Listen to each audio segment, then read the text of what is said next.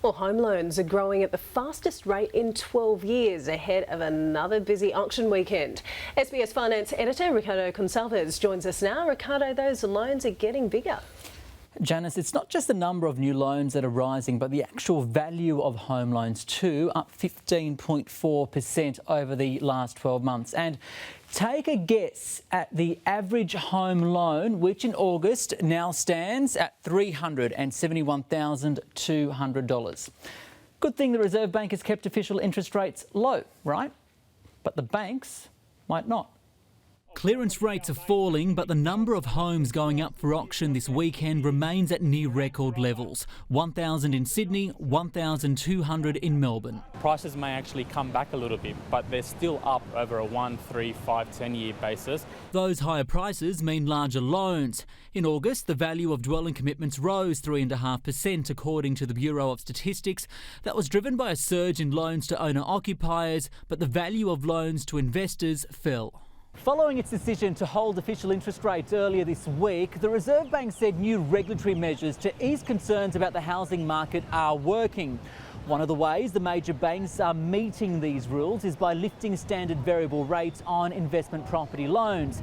But there are some concerns this may spread to owner-occupied loans. I think we're going to see that likely impact go across both owner-occupied and investor loans in order to maintain shareholder returns. He says owner-occupier rates could rise as early as March. We think it's going to be in the order of 0.20% to 0.5%. Peter Esho says banks would need to see higher funding costs before moving outside the RBA rate cycle. We haven't seen that yet, but what we have seen is volatility in markets. Until then, the banks continue to do battle for business. It's the most intense competition for owner-occupied loans since 2009. Variable home loan rates are starting from as low as 3.79%. The average variable rate is about 5.1%. If you're an existing customer, call your lender and ask to speak to the customer retention department and negotiate a better deal.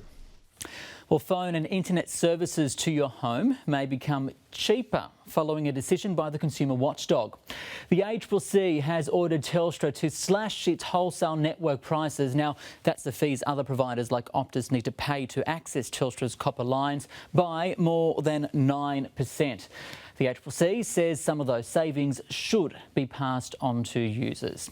To the Australian share market now, which continued to rise again today. It's 5 days in a row in the black, making it the best week in almost 4 years. The Australian dollar is edging closer to 73 US cents. Well, heavy on the data front next week. We've got business and consumer confidence figures out, as well as the latest official employment report.